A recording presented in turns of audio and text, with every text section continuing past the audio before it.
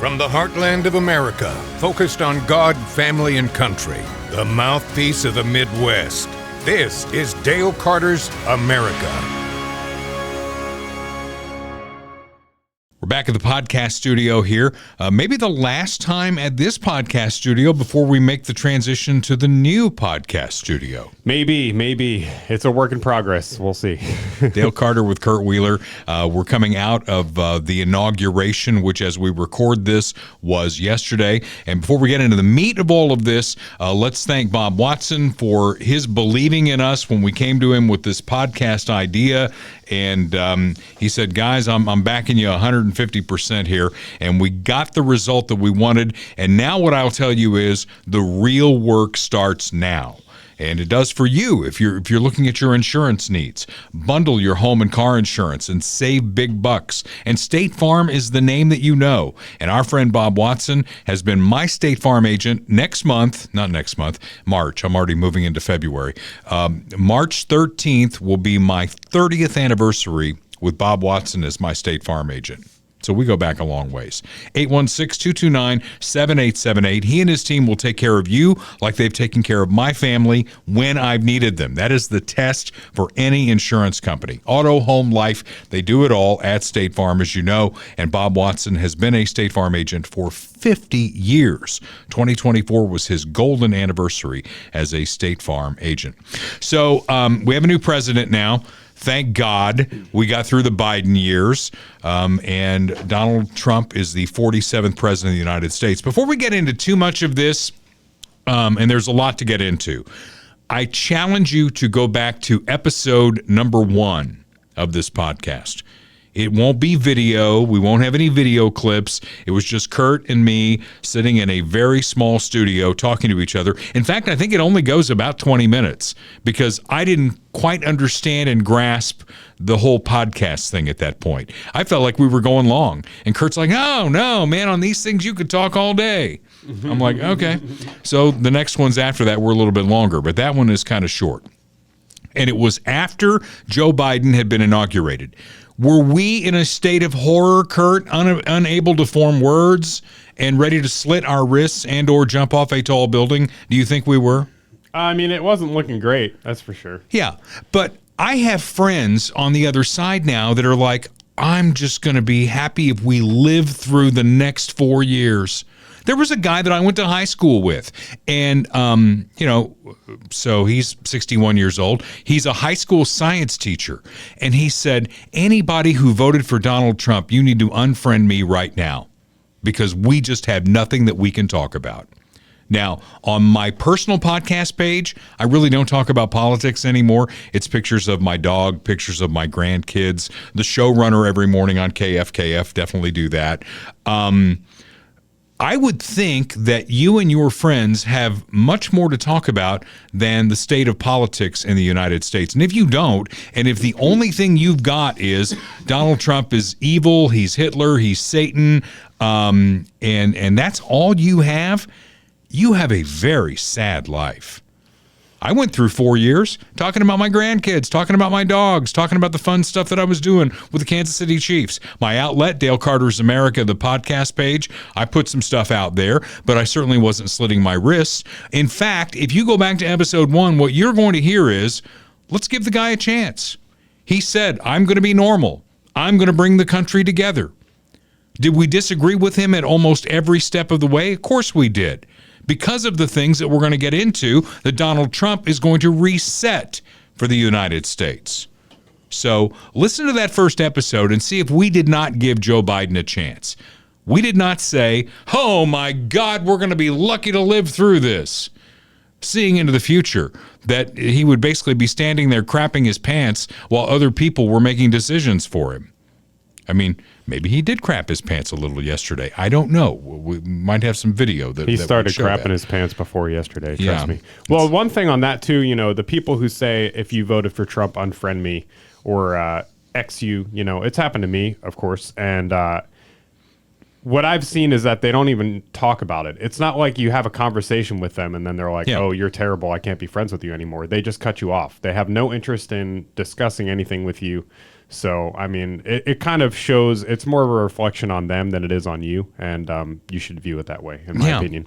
I think we ought to at least talk about some things. There are some things that Trump brought up yesterday that I'm not quite sold on that we will need to talk about. There are some things that Biden did yesterday that I'm not sold on, but we could talk about it and certainly a test for some courts.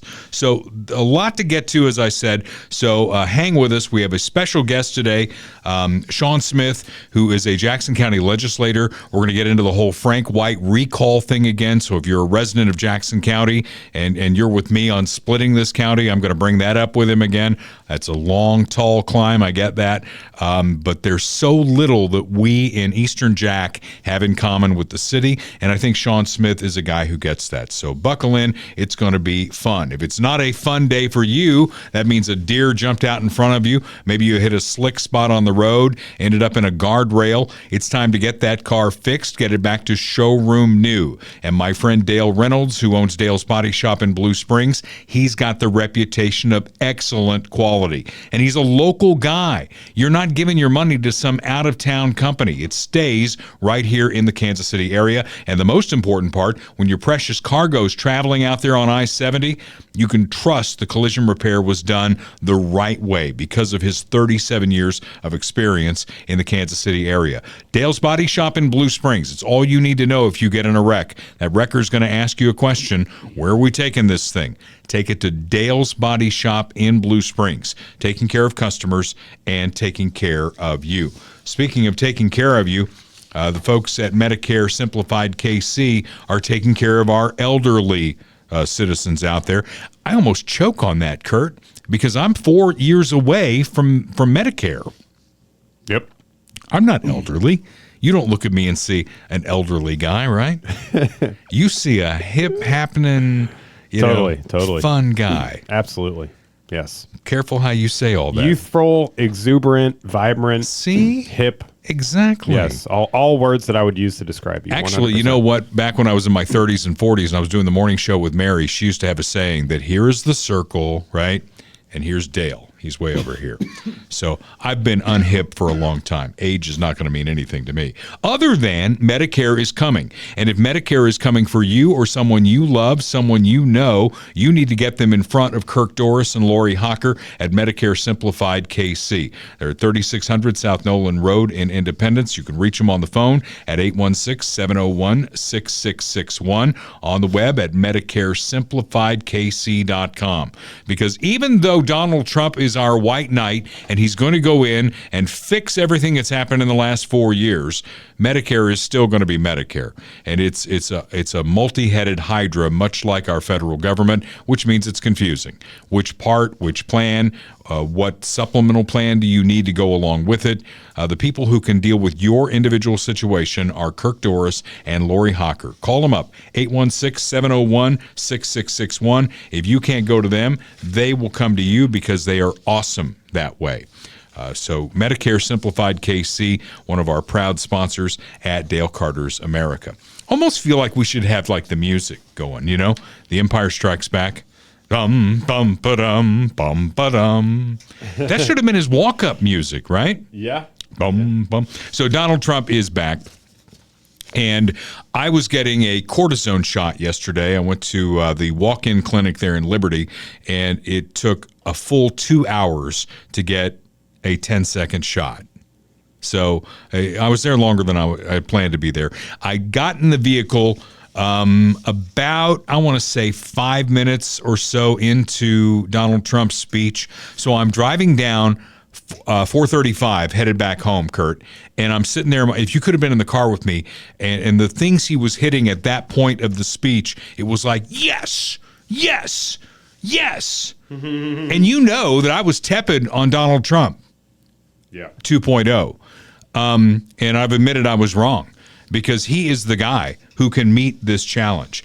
And his inaugural address, if you haven't seen it, go watch it. It is a complete deconstruction of Joe Biden's presidency. While Joe Biden is sitting there with Kamala Harris, and they had to listen to the entire thing. Wouldn't you say that's an apt description, a complete deconstruction of the Biden administration? Yeah, to be honest, I didn't watch it, so I'm relying on your takes here. Okay, well, let me give you my takeaways, because there are 7 things on here, and there may be more, that I was in my car going, yes, yes. I mean, really, for me to get that excited, you got to know. So one of the first things was a declaration of a national emergency at the border, complete with troops to go down there and shut the damn door. This is not from the speech, but this is from him signing it right after. Public safety threats. Again, crisis at the border, but it goes beyond that, and it implicates other executive powers as well. Yeah. Okay, we're going to sign this. He signed a bunch of stuff yesterday. I just signed right here? Okay. And you know, to be seen as foreign terror organizations, would you think about ordering U.S. Special Forces? Peter Ducey, Right. hanging around. Could happen. Stranger things have happened. yeah. You know, the only thing that the media is focusing on is him pardoning 1,500 of the January 6ers. It was the top story on every newscast this morning on that hideous left-wing wire that we have here at KFKF. So much more to talk about. And quite frankly, getting those people off the hook after 4 years of hell for having the temerity to walk into the United States Capitol for trespassing in a public building. To hold them up for 4 years and give them hideous long sentences, that's un-American, and he's doing the right thing there. So declaration of a national emergency at the border, complete with troops. Point 2, an about face from the new Green Deal, or the Green New Deal. It is dead on arrival. You are now free to buy the car that you want, and we're going to drill, baby, drill. With my actions today, we will end the Green New Deal and we will revoke the electric vehicle mandate, saving our auto industry and keeping my sacred pledge to our great American auto workers. He threw in a line somewhere in there about you'll be able to drive the car that you want to drive. So for God's sake, if you want to drive an electric car, go drive an electric car. My problem with liberals and or Democrats, sometimes that's interchangeable, is you want what you think is good for you to be good for me. Okay? In America, I get to make that choice. And that's what Donald Trump's going to be about. Point 3, restoration of the First Amendment. Remember these clowns wanted to have a disinformation board? We talked about that last week, and you put up the video of the woman they wanted to run it, which was, funny, and it didn't get done. But you tell me how that squares with a First Amendment free speech right that you have in the Constitution. First Amendment, and it's number 1 for a reason. Now the First Amendment is back. Restoration of the First Amendment. You don't have the thought police out there anymore. After years and years of illegal and unconstitutional federal efforts to restrict free expression, I will also sign an executive order to immediately stop all government censorship and bring back free speech to America. Look at that, and Joe's just sitting there. They just sit there, right? Yeah. As their administration is being deconstructed. Point 4. Restoring the military to their primary mission and removing CRT. Yeah. You got to love huge. that. I mean, what is the military's purpose? We've talked about that. Killing people and breaking things when necessary. And point 4A, I made it as 5, but moving to a merit-based system. I mean, that's just common sense. And he talked about that. That was the theme of his speech, Kurt, is we are going to return to common sense. This isn't right or left. This is common sense, right? Yeah.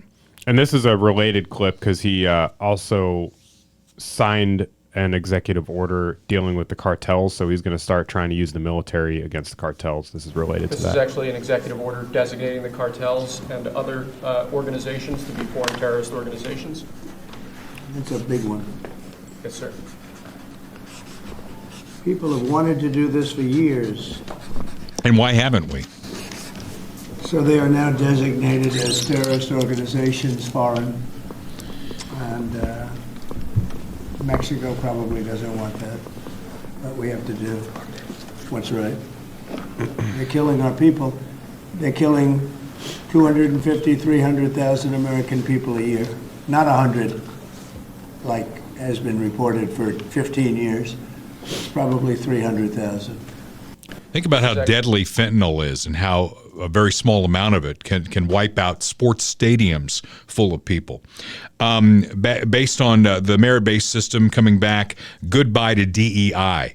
And did you see that our old buddy Al Sharpton wants to have boycotts put in place for any company that rolls back DEI?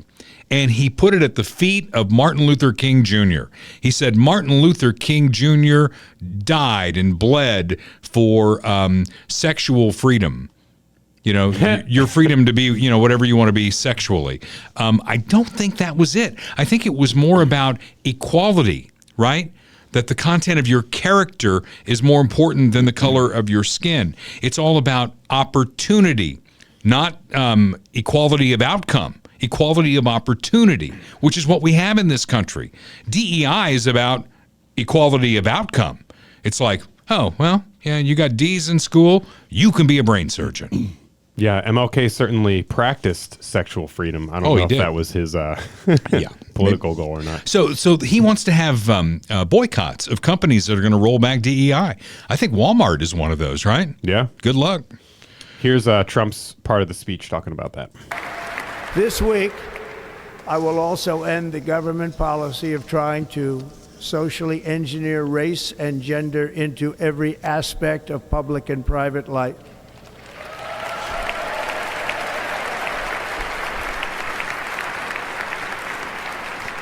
We will forge a society that is colorblind and merit-based. Common sense. As of today, it will henceforth be the official policy of the United States government that there are only two genders, male and female. There you go. That skips down to my sixth point. And then the seventh point that I was like, yes. And we'll get and file this away because you're going to need it for the next segment here. The end of political prosecutions. He signed that one at the Capital One Center. He went to the Capital One Center where they did the indoor parade, and then he had like a desk and he had like a whole stack. The clips you're playing are from what he did in the Oval Office later. He was at the Capital, I think it's Capital One Center in D.C., and he was signing all these various things, and he got to one about, political prosecutions. And it will be the policy of this government that we will not prosecute political opponents. Okay. This is the most Trump thing ever, by the way. Just like a stadium full of people setting up desk and signing executive orders.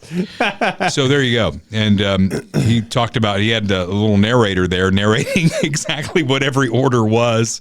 And then he showed it because it was pointed out on Fox News. I was watching this on the Fox News channel that he's a television producer. Right? He knows how to produce good TV, and he certainly did that last night. Okay, so there's 7 things that I was like, yes.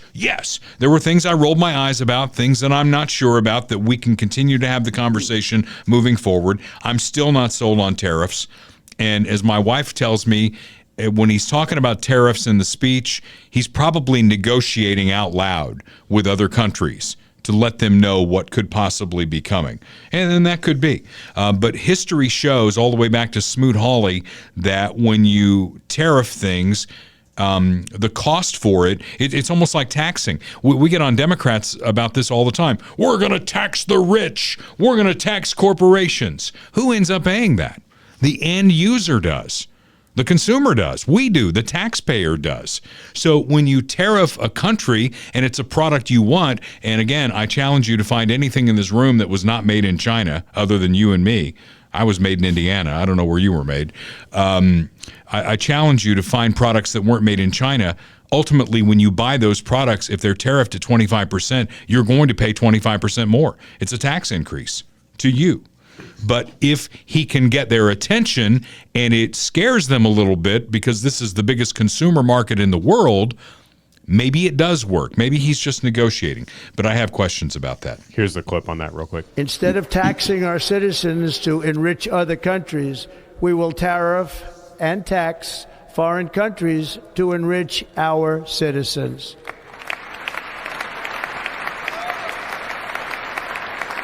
For this purpose, we are establishing the External Revenue Service to collect all tariffs, duties, and revenues. It will be massive amounts of money pouring into our Treasury, coming from foreign sources.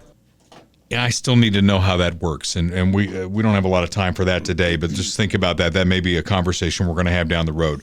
The Gulf of America, I mean, okay. Let's go. I get it. You know, I'm not going to lick the guy's boots. I'm going to bring up things that I have questions about.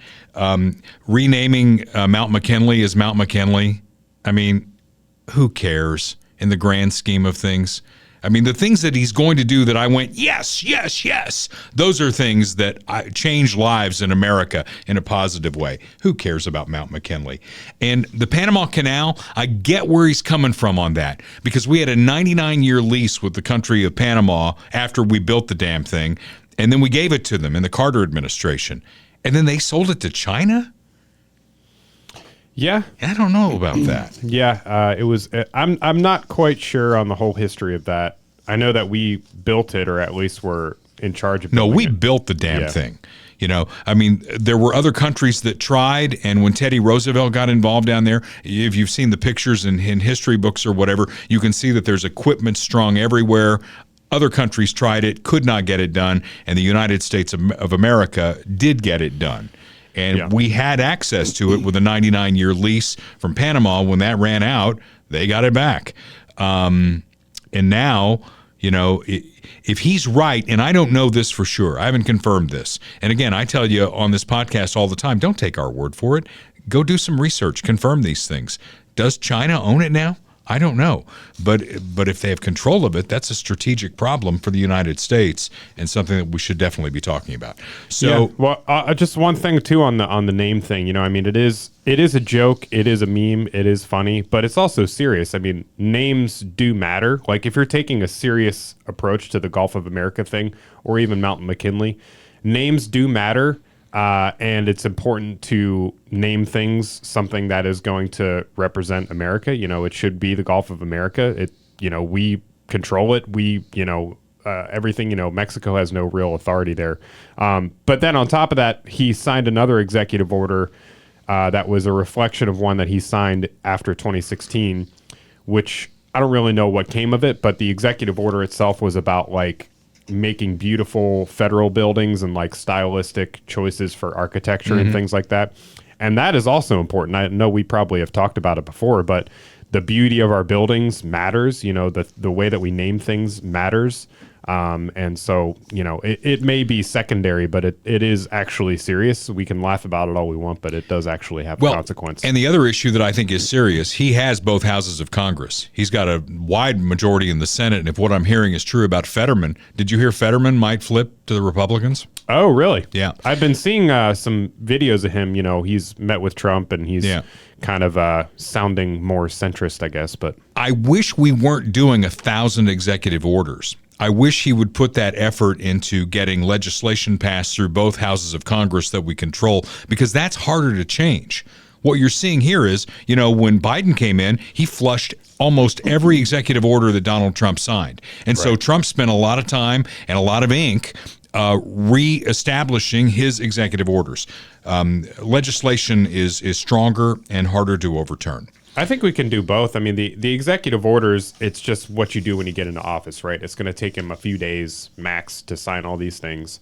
It's sort of procedural in the sense that maybe he made an executive order, then Biden canceled it. Now he's redoing it or whatever, or vice versa. But, I think the long-term focus will hopefully be on some of those legislative wins. But, you're doing it. You just got into the office. You're signing a bunch of shit. That's how it goes. Exactly. And speaking of a bunch of shit, you'll get cleaned out big time when you get your colonoscopy, which you need to get. 45 is the new 50. If you have not signed up for your colonoscopy yet, get it done. I saw Michael Garozzo got his done. Do you know who Michael Garozzo is? Yeah, Garozzo's restaurant, right? And he wrote Spadini. He wrote a nice review for Dr. Mark Taramina at Midwest GI Health and Wellness. So of course, being the smartass that I am, I had to tag onto that, and I said, "Wow, one of my favorite places to eat and my favorite colonoscopy doctor. You've not only." When I ate my favorite food, you saw where it came out. I mean, so it all ties together. Full circle. Yeah. We need to get Garozzo to sponsor this podcast after that. So Mark Taramina, he's at Midwest GI Health and Wellness. They're in Lee's Summit, on the web at midwestgihealth.com. And even the prep. Don't come at me and say, I'd get my colonoscopy, but the prep is really nasty. I don't want to do that anymore. Dr. Taramina has found a way to make the prep even better. Okay? If you like the taste of Gatorade, you are home free, because what you put in that Gatorade will be tasteless. You drink a lot of Gatorade, all right? You take a couple of laxative pills, voila. Yes, you're in the bathroom for a full day, but think about the meal you can have afterwards. I certainly did. 45, the new 50, get your colonoscopy. We joke about it a little bit on the podcast, but it's true. Colon cancer will kill you. Catching it early, you can treat it. Catch it early and treat it. Don't catch it, and you'll die if you have it. So is it really worth the risk if you've got a family that you want to be around for? I don't think so. Midwest GI Health and Wellness, Dr. Mark Taramina, a proud sponsor of this podcast, as is Michael Schroer. Michael, in fact, has a new broker. If you're in the market for a house, I know as we're recording this thing, it's like 5 below zero, but it is going to warm up. The spring home shows are out there. They're coming. And you get itchy feet, especially if you've been in your house for a long time like I have, and it's too big for you. Maybe you want to downsize. Or you, like Kurt, you're adding like 15 kids. You're gonna need an east wing and a west wing in your house eventually. Yeah. So you'll need a bigger house. I'll just put a dog house out back and put the kids back there. You gotta love that. Cards and letters to Kurt Wheeler on that. Michael Schroer is ready to help you no matter what your real estate needs are. He's at RE/MAX Elite in Lee's Summit, and you can reach him on the phone there at 816-783-5800. Actually, he's got a new office number, it says here, 816-373-8400. He needs to update his letterhead because the letterhead still has the old number, 816-373-8400. Call Michael Schroer. Tell him you heard about his skills as far as real estate. Even if it's a piece of property and you want to build your dream home, Michael's all about that too. Good guy, wants to help you no matter what your real estate needs are. 816-373-8400. He's now with RE/MAX Elite in Lee's Summit. He's licensed in both Kansas and Missouri, and he is ready to take care of you. Tremendous people. So Biden's parting gifts. Now, I want to go back to something I said about Trump. He signed an executive order to end political prosecutions. Won't happen. He signed an executive order. Yet Biden says he's terrified that Trump is going to persecute all the people who crossed him. So earlier in the day on Inauguration Day, he put out preemptive pardons for Dr. Fauci, General Milley, the former chairman of the Joint Chiefs, and all of the members of the January 6th committee. Now, he said they didn't do anything wrong. These are preemptive pardons, basically a get-out-of-jail-free card, right? Yeah. And then with 15 minutes to go in the Biden administration, as Donald Trump is about to take the oath of office, it is released that he has preemptively pardoned his brother, his sister, and other members of his family, some people we don't even know. But James R. Biden, Sarah Jones Biden, Valerie Biden Owens, John T. Owens, Francis W. Biden. Yeah. So preemptively pardoned. He says they haven't committed any crimes, but here's your get-out-of-jail-free card. Now, I really hope that somebody tests that in the courts, because I don't think that's constitutional.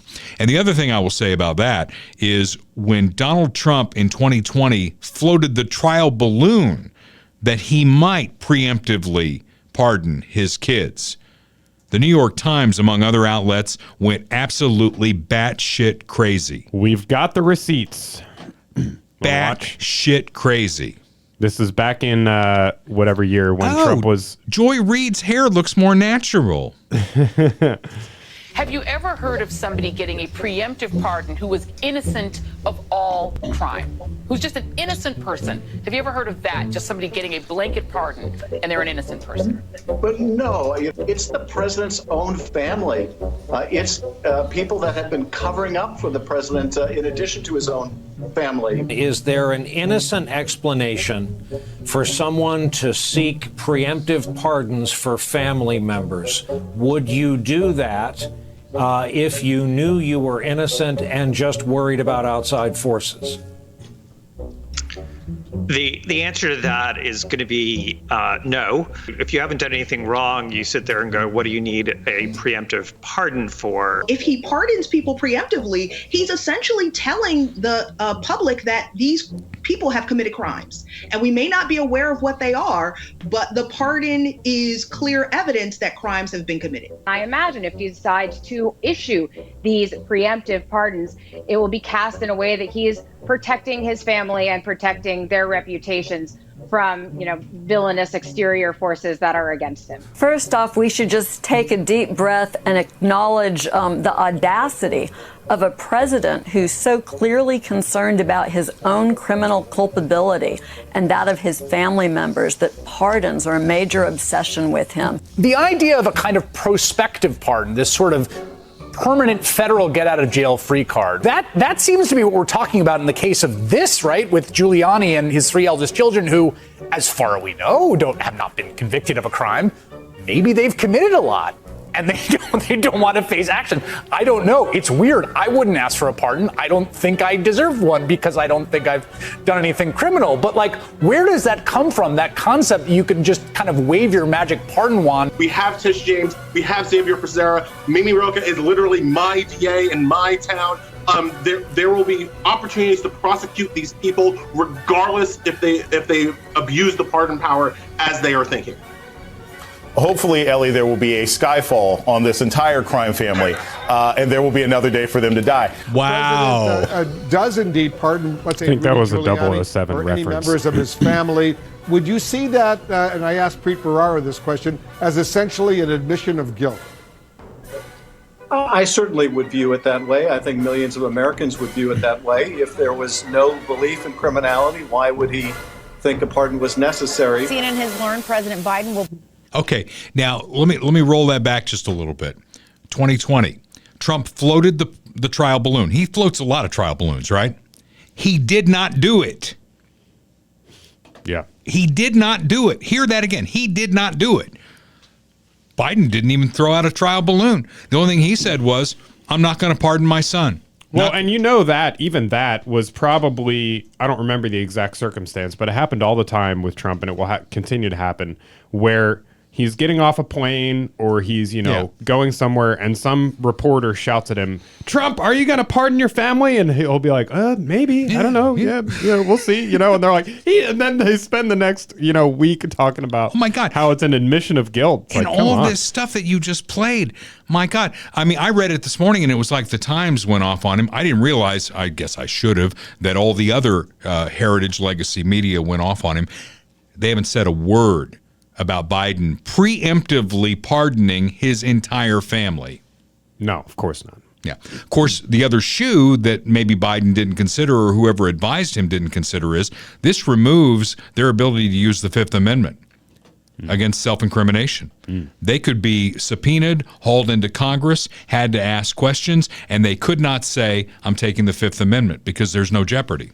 So interesting. Possible that he may have stepped in it by doing this. But my point is exactly what you just put up is that, the media went off on Donald Trump for floating the trial balloon, and they're not saying shit about what Joe actually did, right? Yep. Okay. So I guess a couple of questions I have here as we say goodbye to Joe Biden forever. And maybe you have some thoughts about this from seeing him sitting there. What must Joe and Kamala have been thinking as their 4 years were stripped down to the studs? Because they just sat there stoically. I mean, what are they going to do? It's I was wondering if they'd get up and leave. Right? Yeah. They probably know that everyone's watching them. You know, they know that the cameras are on, and it was kind of like that thing at Carter's funeral at the cathedral. You know? It's people are very scrutinous of those types of situations where you have former presidents and current presidents and people who don't like each other politically, you know, and they just kind of have to be there, and they just have to sit through it and grimace. And, you know, it is what it is. So at this point, they're on their way out, so it's not like they're going to change anything. So I don't know. That's true. That's true. And I just wondered this, too, as I was listening to Donald Trump make that speech, which I think in parts was excellent, parts I rolled my eyes, parts I don't agree with. But I wondered how a liberal might view this. Can they get beyond Donald Trump as Hitler and Hitler has come back? By the way, Hitler's Secretary of State was confirmed 99-0 in the United States Senate. So if they really think he's Hitler, they just put Hitler's Secretary of State in 99-0. So if a liberal can get beyond their hatred of Donald Trump, what common sense things did he talk about that you could disagree with? We want to remove the illegal immigrant criminals who are raping and killing and the gang violence in our cities. Who could disagree with that, right? Yeah. You know, we're going to let you decide what you want to drive. We're going to take away the federal mandates. I hate the word mandate. It goes back really, Kurt, to something in my personality. I don't like being told what to do by anybody. I thought you were going to say it's sexist. It needs to be called woman date or person date. Do you like to be told what to do? No, but I don't think anyone does. But no, not particularly. I mean, it depends. That's a whole another pisses conversation. Me off. I mean, it is. It depends. And when the government comes to me and says, you will have this kind of stove, you will have this kind of water heater, you will drive an electric car. Yeah. I mean, fuck you. Yeah, that kind I'm of American. stuff. Yeah, that kind of stuff for sure. I mean, there's no room for that, without a doubt. All right. You have Carrie Underwood queued up. Do you want to play? Oh, no, I'm just scrolling through stuff. Okay, she did a great job of America the Beautiful. Under interesting circumstances, because there was supposed to be instrumental music, a backing track, and there was like a false start, 5-yard penalty, repeat first down. Right. And then everybody stood there for what seemed like 2 minutes, which in dead air time, that is an eternity. Right. And the cameras kept going from Trump to Biden to Kerry to, you know, a crowd shot and back to Trump. And it's like, they're all just looking like, what the fuck? And Kerry just took the bull by the balls and grabbed the mic and goes, sing it with me. Right. That's beautiful. It was beautiful. So it was a beautiful ceremony, and I am very glad to have Donald Trump back. I am sleeping better knowing that he is there. And I know some of you think that your lives are in peril. I don't think they are. I think your lives are going to be better, and I think America is going to be better as a result of him being there. Let's go to another of our sponsors, and that's Royal Roofing and Solar. My friend Austin Watterson, he cares about your roof, right? And the roof over your house, especially after the winter we've had. You may notice some spots on the ceiling. Get those folks in there, get it inspected, and find out if you need a new roof. And if it's possible, he's going to find a way for insurance to pay for it, right? And you might even need solar. You may think you don't need solar, but if you're a candidate for solar, why wouldn't you do it? If you're going to be there forever, it's your forever home, and you can basically tell Evergy, I don't think I'm going to be paying you anymore. Think about how much you pay in electric bills right now. If you could make that go away, wouldn't you? Let's make sure you're a candidate first. All of these questions start at Royal Roofing and Solar. So give them a call at 816-540-7057, solarbyroyal.com, royalcontractingkc.com. Mike Dale is their solar expert.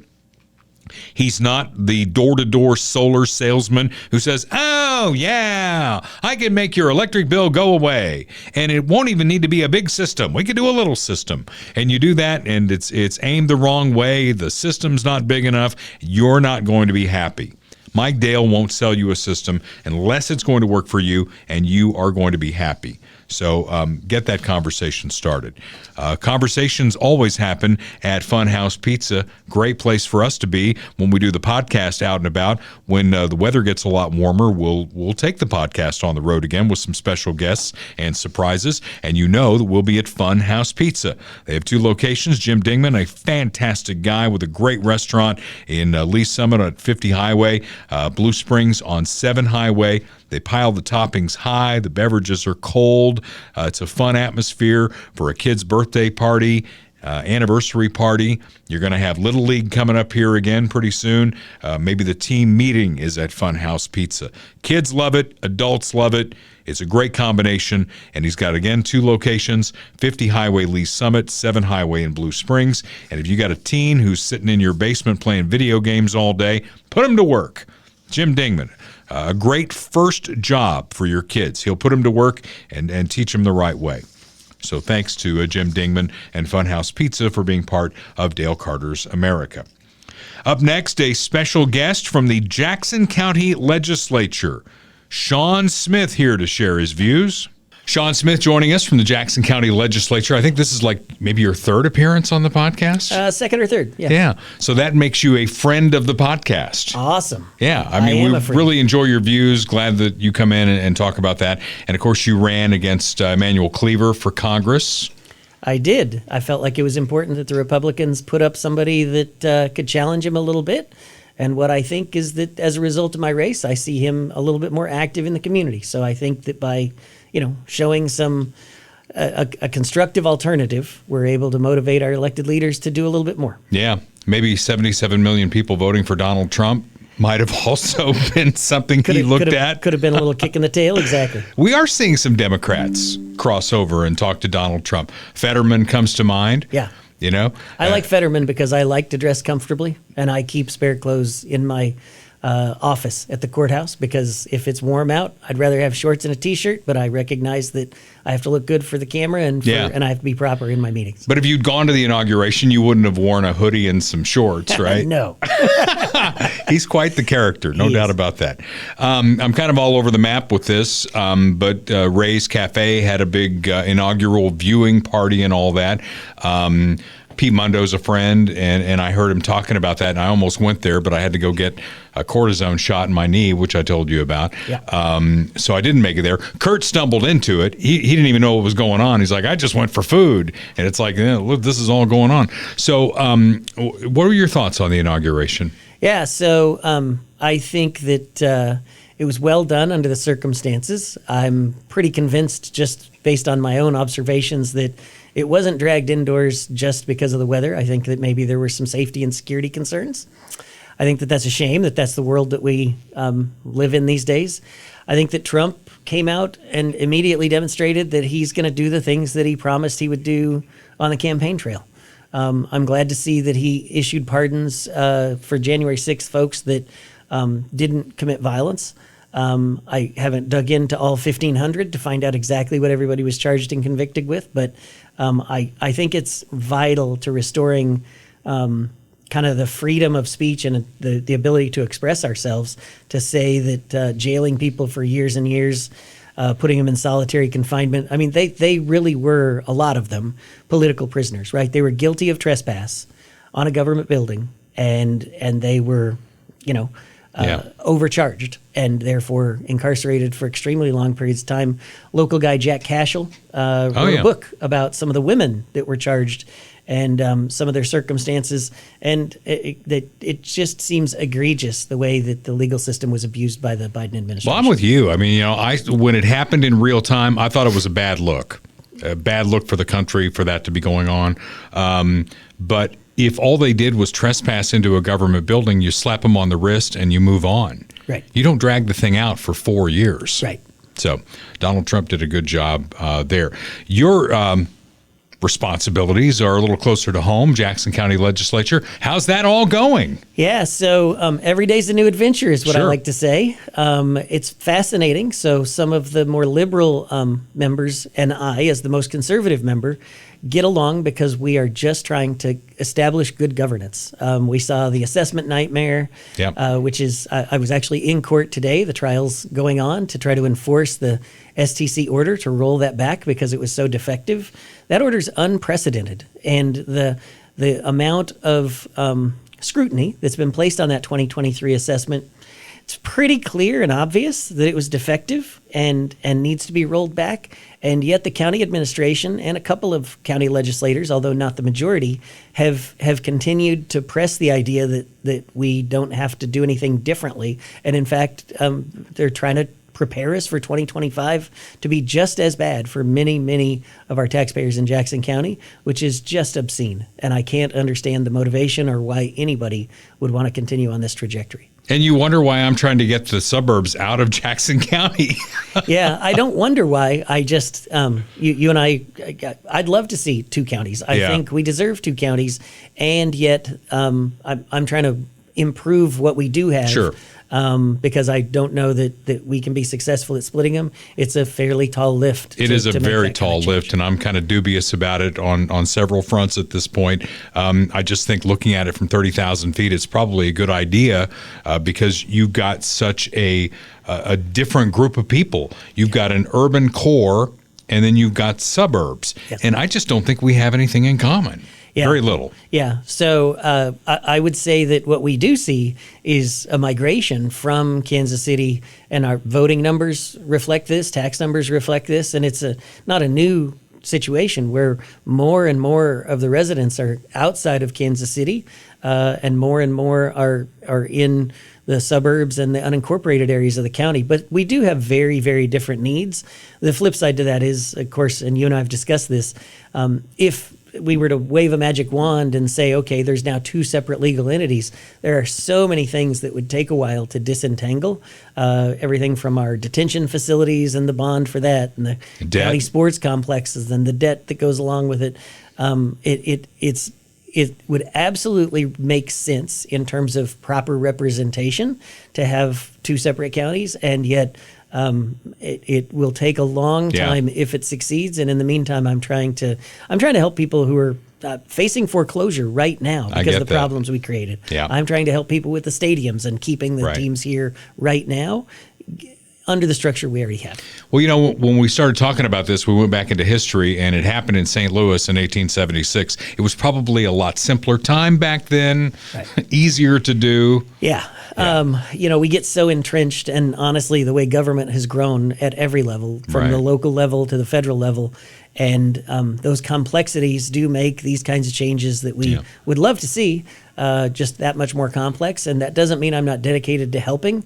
It just means that in the meantime, a lot of my focus is going to be on trying to improve citizens' lives in the structure that we already have. Sure. And that structure includes Frank White as the executive. And the reason I had you come in, I was hit up in the Hy-Vee parking lot by a young lady. It's like, will you sign this recall petition for Frank White? And then I saw, I think it was Channel 5 did a story, and you were quoted in the story. And I'm like, well, we haven't had Sean here in a while. Let's bring him in. Let's talk about that. Since they quoted you, you're obviously right in the middle of it. What do you think about all that? Yeah, so I fully favor the recall. I came out with that public position just back at the end of 2024. I waited. I had some concerns that we didn't know who our next county executive would be if we got rid of Mr. White. And what I would say is that after another year of trying to work with him, being my second year in the legislature, there just doesn't seem to be a lot of hope for improvement as long as he remains in office.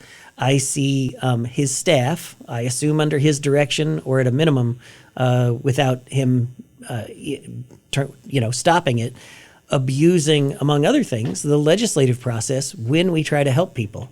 He's directed his staff not to help constituents who legislators try to reach out and get help for. That could be on a tax issue. It could be on getting a road cleared. And so just a combination of all the things that seem to be really on the wrong track that comes straight out of his office, and the inability to even have a majority of the legislature vote to improve things, and then see his staff not act on those, including the fact that this trial is going on. The majority of the legislature directed our county attorneys not to appeal the STC order and to enforce the order. And what did they do? They appealed anyway. So we just have two very distinct branches of government. We have a majority who oppose Frank, oppose the problems with the assessment, want to do the right things for the taxpayers and the stadiums and a lot of other things. And unfortunately, for whatever reason, and those motivations are a mystery to me with Frank, but he seems to want to just run the county into the ground. Great second baseman. I think he was a heck of a player. Yeah. I think he's actually a good family man. I mean, from what I understand, he takes care of his folks, and it just baffles me what he's doing in his role as county executive and why it's going so poorly. But I guess it's just wrong person in the wrong job at the right time. It baffles you. It baffles me, and I'm not on the inside on this deal. But just looking at it, I mean, politics is about name recognition. You know that. I mean, you just lost to Emmanuel Cleaver, and I don't think the majority who voted for him think he's doing a great job. But they get to the ballot, and it's like Sean Smith, never heard of him. Emmanuel Cleaver, oh, yeah, that's my guy. And with him, he had the added bonus of being a Royals Hall of Fame second baseman, right? Big name recognition in the community. And every time he runs, he puts a big baseball on the billboard to remind people who weren't born yet, hey, I'm the baseball player. Right. And so if it were ever successful and he was recalled, what is Plan B? Who would step up? Yeah. So under the county charter, the legislature has 30 days to pick a new county executive. The chair of the legislature picks an interim for that 30-day period. Currently, our legislative chair is Duran McGee. Last year, it was Jeannie Lauer. And bottom line is that as a legislative body, we're required to pick another Democrat. There are some good Democrats who would be willing to serve, who have great experience, who have the kind of executive leadership skill that I think we need.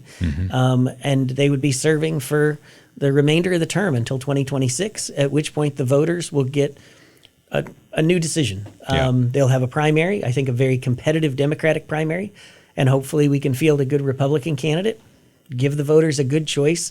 And I just hope that voters become more engaged about these local issues, dig in, try to understand who's who, and really pick somebody that has the kind of leadership skills that we need. This is not a small job. It's running an organization that has hundreds of millions of dollars at its disposal, has thousands of employees. Right.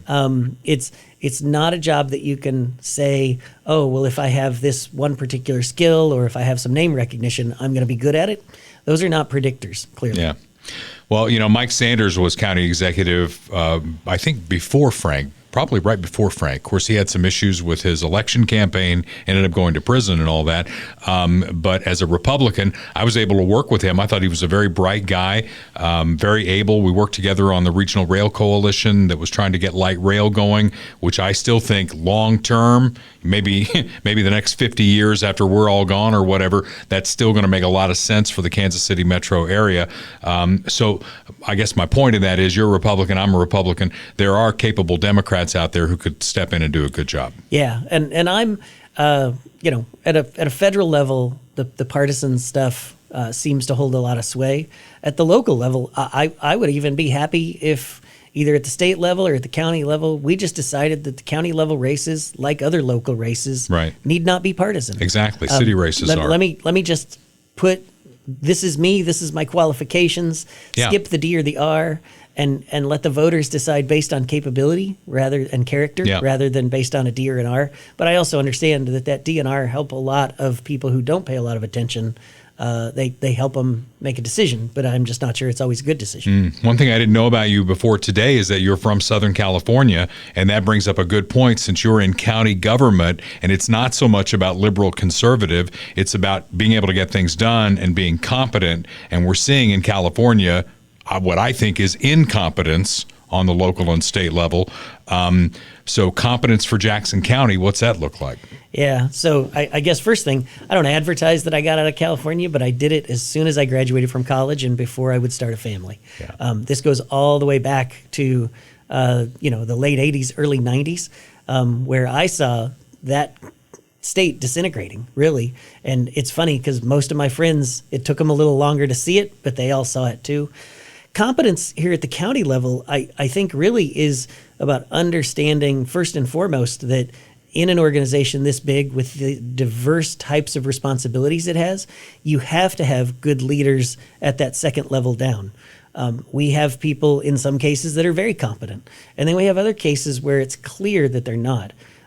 There's a gentleman that runs our finance organization. The last county legislator put a no confidence vote on him Frank continues to employ him. And to give you an example of how bad that is, we get a budget book every year that's supposed to say how much we spent in the prior year, how much we spent so far in the current year, what the departments asked for in a budget, and then what the administration recommended as a kind of final budget. And then it's our job to amend it and change it. That book, the 2023 actuals were wrong, the 2024 actuals to date were wrong, and it didn't reflect what the departments actually requested. So 3 out of the 4 columns that help us make decisions are wrong. And I'm getting that budget book, and as somebody who's sat on boards and worked with large companies in the private industry, I will tell you that if a finance officer handed me something that bad, they wouldn't have a job anymore. So the idea that we continue to employ people who are demonstrably incompetent over multiple legislators, to me, that would be number one. What competence needs to look like is that the county executive needs to hold his senior leaders accountable to do a basic and decent job. He's clearly failing in that regard I mentioned finance, probably in assessment as well. A number of other areas where there's just significant challenges. Yeah. The other one is a willingness to accept criticism. So we see the administration, and I hear this from taxpayers, but especially from our county associates. They are afraid to point out things that they know are wrong. They're afraid of retaliation by their government. To me, the ultimate condemnation of any elected leader is when his government is causing people to fear that if they express themselves and say this is wrong, this is unsafe, this is improper, and that they're going to be retaliated against.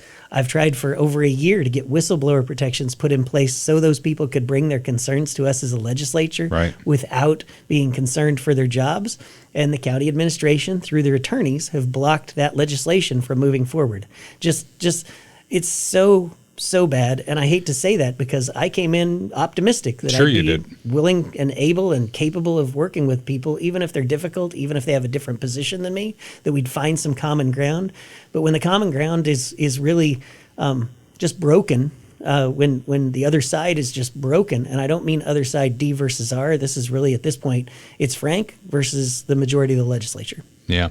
Is there no state oversight that you could turn to? In some areas, so the State Tax Commission, as an example, issued an order that said the 2023 assessment was done improperly, that we took away the protections that the state law provides and that the county code provided for people to have proper inspections, for people to have proper notice, to have an appeal process that was accessible reasonably easily. All of those things, the State Tax Commission said, you failed in those regards, so we have to cap the increases. And we still see the administration appealing it, right? Yeah. So yeah, even where there's oversight, the administration's willing to go to the mat to try to get out of proper oversight. Are you leading the recall effort or just commenting on it? I wouldn't say leading, but certainly more than commenting. I've tried to help coordinate resources. I often get people contact me that say they want to help, so I put them in touch with the folks that are trying to coordinate that.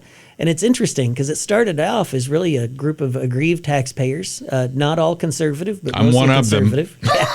of them. And people started the effort. And even early in, call it mid to late 2023, we saw the county council not helping the way they're legally bound to make sure that the verbiage on the recall petition was correct. Anyway, bottom line is that now what we've seen is that local Democrat groups have very much gotten behind. So the Urban League of Kansas City was collecting signatures, and there's funding coming from some of the union organizations, I believe, that are seeing that this is just detrimental to everybody and needs to change. How far are we from the next election? Next election is 2026. So we've got a couple more years. Yeah. Are you a guy who would want to run for county executive? I'd love to. I'll say that my race against Mr. Cleaver, as well as watching the other countywide race, this prosecutor race that we just had. I think that the circumstances to elect the Republican as prosecutor could not have been better. Agreed. And yet she was still defeated. We had a very competent, capable, experienced prosecutor, criminal attorney who wanted that position, but because she had an R next to her name, I think that the voters that maybe were less informed swayed the other way. and that's okay. But it kind of calls into question what I can best do to serve the county. If that is running for county executive, and I think I could win, then I would absolutely love to do that. I think I have the right kind of executive. You could change to a D. Wink, wink. I've had people suggest that to me. I think I might struggle to get through a primary in that case. Be a little pragmatic. Yeah. So, bottom line for me is, keeping my current legislative seat might be the best thing that I could do to continue to help the people of this county. Yeah. That's the calculation that I have to make. And I hate to say this, but with my congressional race, I had some significant funders that didn't come through. That was detrimental. And I hate that politics is so much about money, but especially when we're trying to overcome either an incumbent or sort of a voter base that has a disposition toward the other party. Sure. It's going to take some money. And I've thought about even going ahead, and I haven't done this yet, but I'm considering setting up a fundraising committee that would be me taking contributions in, knowing that they're fully refundable if I decide not to run for county executive, and seeing if the financial support's going to be there well in advance. Well, because let me if know. the financial support's not going to be there, then I'm better off staying in my current spot. Let us know if you set that up, and we'll get the word out. I will. I think that. You talked about that prosecutor. I saw her first interview, and somebody asked her if the reputation for being soft on crime in Jackson County was earned, and she didn't think it was. So that told me she's Jean Peters Baker 2.0, and that and public safety is not going to be a priority. Yeah. So I will say that I have some concerns. I also saw that she announced that the policy of the prosecutor's office would now be to convict criminal drug offenses, even if they're nonviolent. I think that's an optimistic change that I hope we'll see that, and a focus on property crimes and some other things. And actually, I'm planning to meet with her later today. I'm not sure what she asked for. She asked for a meeting, and I'll meet with anybody, find out what they want, and see if we can find common ground. For me, prosecutions are just a critical element of getting our community back to the point that it's safe.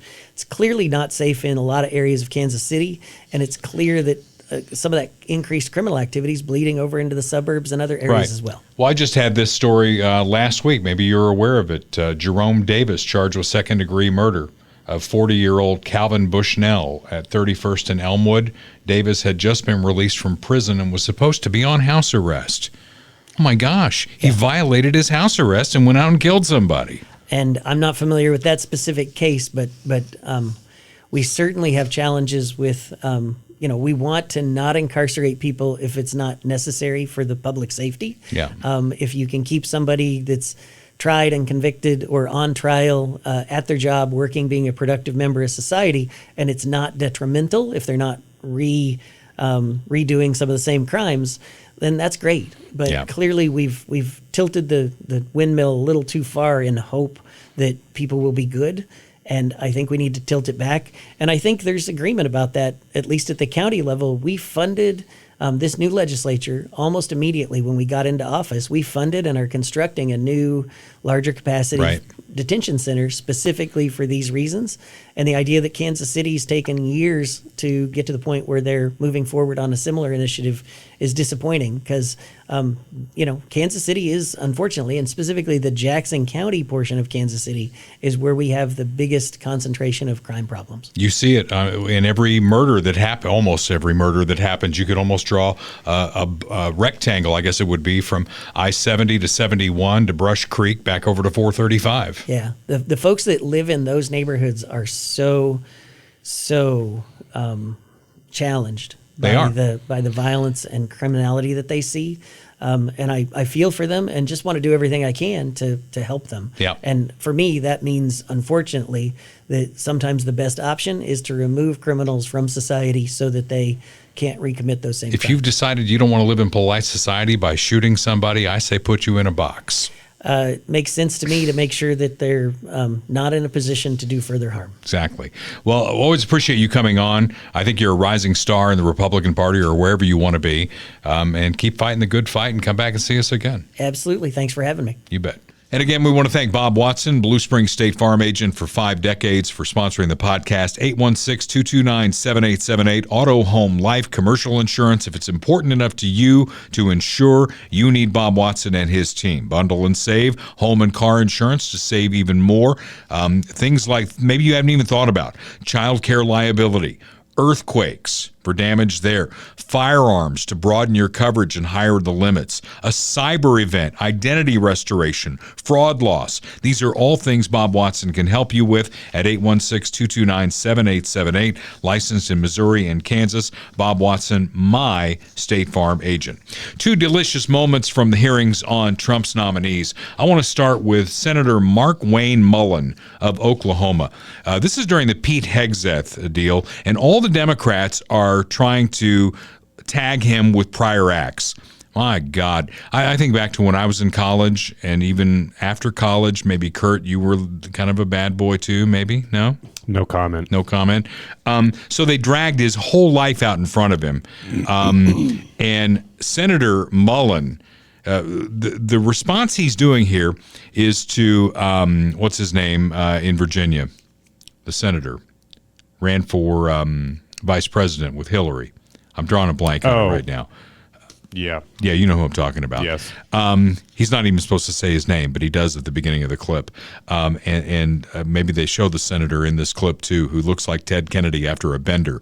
And basically, he's throwing hypocrisy back at them. So roll the clip. Senator Kaine, or I guess Tim I better Kaine. use Tim Kaine. the senator from Virginia, starts bringing up the fact that what if you showed up drunk to your job? How many senators have showed up drunk to vote at night? Hello. Have any of you guys asked them to step down and resign from their job? And don't tell me you haven't seen it, because I know you have. And then how many senators do you know have got a divorce before cheating on their wives? Did you ask them to step down? No. But it's for show. You guys make sure you make a big show and point out the hypocrisy because the man's made a mistake. And you want to sit there and say that he's not qualified? Give me a joke. I mean, it is so ridiculous that you guys hold yourself as this higher standard and you forget you got a big plank in your eye. We've all made mistakes. I've made mistakes. And Jennifer, thank you for loving him through that mistake. Because the only reason why I'm here and not in prison is because my wife loved me too. I love that guy. I mean, he just lets him have it with both barrels. And then the other thing, Mazie Hirano, Crazy Mazie. You've heard her called that before, right? Yeah. Crazy Mazie. She has an obsession with unwanted sexual advances. She has asked every Trump nominee, including Pam Bondi, his nominee for Attorney General, who is a very attractive woman. Ask the same question about unwanted sexual advances. And I understand that she does it with every nominee whoever comes before her committee. I found this piece of tape that confirms that. Families. I ask the following 2 initial questions of every nominee before any of the committees on which I sit. So I'll start with these 2 initial questions. Since you became a legal adult, have you ever made unwanted requests for sexual favors or committed any verbal or physical harassment or assault of a sexual nature? Okay, you can stop it right there, because she just pointed out that she does that with every person who comes before her. What is her problem? Is there some sexual repression going on there with Mazie? She's not getting any unwanted sexual advances. That's what I would say. If I were in the hot seat, I'd say... I mean, that's kind of where your mind goes immediately, exactly. right? I would say, well, not with you. Yeah. No offense. Here's the other thing that I would say to her. All right. And I ran this by my wife, and she kind of rolled her eyes. But as a batter in baseball, if you're in the major leagues and you hit 300, Kurt, you are going to the Hall of Fame, which means that you struck out or made an out 70% of the time. Right. All right. As a species, if we are going to advance, there need to be unwanted sexual advances that happen. Now, the question, the next thing is, what do you do when you get the no? No means no. I've always believed no means no. But how do I know if I don't try? Right. And I will say that in my day, I've tried, and maybe my batting average is a little higher than 300. Yeah, you go up to a pretty girl, if you're single and you say, hey, you look really nice, I'd love to buy you a drink, you're a babe, whatever you say, whatever your line is. I have a friend that did it in a Walmart to a he's probably not watching right now, but very funny. But that's what you do. If you're a single guy, it's what you do. You play the numbers game. You're working on your game. You're working on your thing. So then, Maisie's going to ask about that, I guess? I don't know. I mean, maybe she's trying to get an offer. I don't know, but she's definitely got a problem. And there's obviously a line. You don't cross a line of where course it becomes not. inappropriate. There's also a line with, at the workplace and other things like that. But that doesn't seem to be what she's asking. And these people tend to blur the line. Anything that the other party claims is inappropriate becomes inappropriate, whether it actually is or not. So that's she's fishing for that kind of thing. I could have brought in a binder, Kurt, and said, okay, on this date, I asked this person out and they said no. This person said no. This person said yes, and it was great. That would be funny if you did that and you just filibustered the entire hearing. She asked that question and you're like, well, actually, I came prepared. And you just bring out a binder. It takes an hour and a half for you to go through all the dates and names. Yeah. That would be great. All right. The people of Hawaii keep sending Crazy Maisie back, and she has one question on her mind, and it's if you've ever engaged in an unwanted sexual advance. I'm here to say, yes, I have. Guilty. Until next week, I don't know where we'll be, but we will be back with another episode. This is Dale Carter's America. The views expressed on Dale Carter's America are Dale's and Kurt Wheeler's. They do not necessarily reflect the views of KFKF or Steel City Media.